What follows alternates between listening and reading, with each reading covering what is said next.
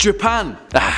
We're back. The truth is, we can't help ourselves when it comes to peering back through the lens of history, searching for tragic tales of intrigue, adventure, and unbridled historical horror because, let's face it, there is a reason why the ancient island nation of Japan has cultivated such a rich history and lore which is revered the world over. And that's because, pound for pound, Japanese history is jammed to the rafters with more ghost spirits and unbound ancient warriors than you can shake a bamboo stick at. And luckily for us, that can mean only one thing. So, let's dive into it. Hello horror fans, what's going on? And once again, welcome back to the Scariest channel on YouTube, top 5 scary videos. As per usual, I'll be your horror host Jack Finch. Today we curiously take a look at the top 5 scariest stories from ancient Japanese history. Before we do that though, we'd just like to give a huge shout out to our sponsors, Coinmaster. Coinmaster! There can be only one. And well, you could be that one. You see, Coinmaster is a game that we here at Top 5 Scary Videos recently found. And you know what? It's pretty damn awesome. For those of you that don't know, Coinmaster is a 100% free mobile social game where you can spend your time traveling through time and space and the ensuing magical landscape, building up your personal villages, protecting them from your enemies, and generally pursuing glory in all of its coin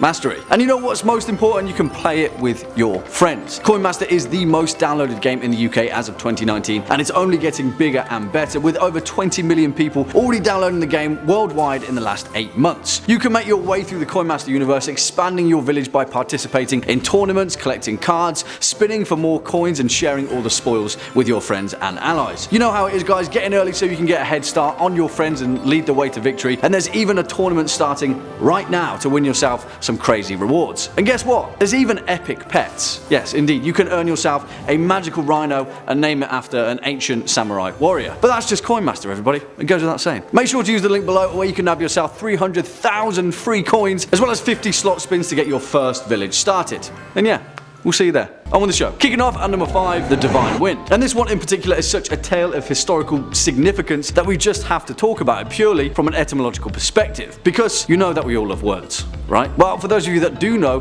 the term kamikaze actually translates to divine wind in Japanese, which is pretty metal anyway, but the actual reason behind that is something else entirely. Now, over in the rich and intricate history of Asia, the Mongol Empire are a pretty big deal, although they are more inexplicably tied to the ancient kingdom of China than ancient Japan. However, that is not to say that the Japanese didn't have their own Mongol horde to face down. It's just, well, something incredibly interesting happened, and not only once, but twice. Let me explain. In 1274, Kublai Khan of the Mongol Empire sent a massive navy to conquer Japan with an estimated 30,000 to 40,000 men made up of Chinese and Korean warriors, as well as the highly feared Mongol troops. The navy set off in the autumn of that year, harrying the northern coastal islands of Kyushu. However, once the main fleet arrived and began to anchor in Hataka Bay, as the legend goes, a force of nature struck. A divine wind, a huge typhoon, emerged from the depths of the ocean, sinking a third of the Mongol fleet and sending the rest of them home. It was certainly a force of nature, and it saved the Japanese ultimately from ruin. But the same thing happened again, to everyone's divine amazement. Not happy with his failure, Kublai Khan sent a second fleet several years later in 1281, comprised of over 4,500 vessels and some 140,000 men. Again, sailing in August, the fleet made the once familiar voyage toward Japan, and again, this time, the divine wind struck once more. I mean, obviously there is a pinch of salt needed to this, as is the formation of a Japanese legend, but the symbology alone is startling. Again, the fleet was devastated by a far more powerful typhoon than the last, and over half of the evading force was cast into the bay, perishing in the violent waters of the Pacific. The divine wind, which once again, as the legend tells it, saved Japan from the Mongol Empire. However, there is a caveat to this story. During their time preparing for the second Mongol invasion, a 20-kilometer wall was ordered to be constructed as a means of defense. Despite holding off the Mongol Empire down to the divine act of the wind, the construction of this wall absolutely crippled the kingdom economically, ultimately leading to the shogunate's downfall.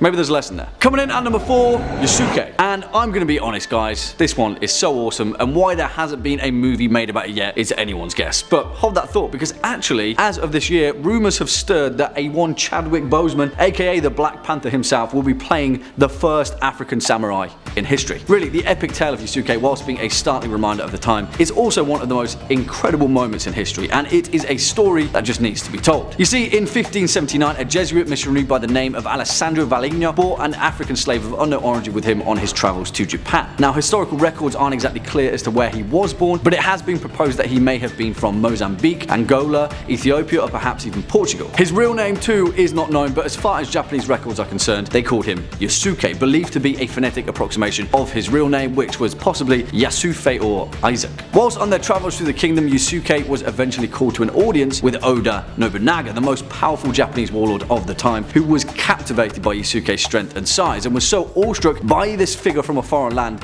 that he made him his personal retainer and bodyguard. And well, from then on, Yusuke pretty much pursued the path of the warrior in Japanese society, and he was pretty damn good at it, eventually learning the language and often speaking fluently with the warlord as a trusted counsel. In 1581, Yusuke was elevated to the rank of samurai and stationed at Nobunaga's stronghold and crowning glory, Azuchi Castle, where he served by his side as his personal sword bearer. Eventually, when Nobunaga was later betrayed by Akechi Mitsuhide and his army, a huge battle erupted at Honnoji in Kyoto, where Yusuke stood side by side with the samurai warriors, willing to fight to the death. Sadly, they were defeated, and after, Nobunaga was forced to commit seppuku, ceremonial suicide. Yusuke escaped, however, and briefly served under Nobunaga's son until he too was attacked by Mitsuhide and committed suicide. Eventually, Yusuke surrendered his sword to the pursuing warlord, and unaccustomed to a samurai surrendering rather than ceremonial seppuku, he ordered Yusuke to return to the Jesuit mission in Kyoto. After that, Yusuke's fate is unclear. He seemingly faded back into the sands of time, where only his legend remained. And hopefully an awesome movie. Next up at number 3, Yua and Yemen. And of course, it can't be a list without ancient Japanese history unless there's a good old-fashioned ghost story involved. And this one is perhaps the most legendary of them all. A tale of betrayal, murder, and ghostly revenge, adapted over 30 times in Japanese history and cinema, and one of the underlying tales that forms the very unique aspect of Japanese horror to this day. Yotsuya Kaiden, but more specifically, the story of Yua and Tamiyan Yemen. As the legend goes, Yua was a charming young woman who lived in a small town in Japan alongside her lover, Yemen, and although the pair were poor and had little money, they loved each other very much. Eventually they married, they had a child, and they were content in their standing in life. However, as time went on, the young Yemen became angry and depressed, surrounded by his reminder of his failures and his lack of prospects. Soon, he grew to hate Yua and instead began an affair with a rich young woman by the name of Yume. As time passed, at the prospect of marrying into Yume's family for the wealth and riches, Yemen plotted to secretly poison his own wife. One night over dinner, after he poisoned his wife's food, Yua pleaded with him to tell her what was wrong. The pair argued until late in the evening, and then, dejected and confused, Yua eventually consumed the poison, and Yemen watched as it slowly did its job. However, it didn't work as intended, and instead of killing her, it grossly disfigured Yua, contorting her into a shadow of her former self. Yemen was too much of a coward to finish the job, and Yua lived in pain and torment. And then, one evening, after taking his wife for a walk, he pushed her off a cliff when he realized that no one was around to notice. In public, he played the part of the victim, spending all of his money on a marital and pious funeral, knowing that his money troubles would soon be a thing of the past. While eventually on his wedding day to the wealthy Yume, when Yemen lifted the veil of his new bride, instead he saw his ex-wife's contorted and twisted face poisoned by his own hand. It screamed betrayal at him, and in a panic Yemen drew his sword and swung at the ghostly apparition. And then a severed head collapsed and rolled across the floor of the wedding ceremony, but it wasn't his ghostly ex-wife's head, but instead the head of his new bride. Coming in at number 2, The Standing Death of Benkei. Wait, come on,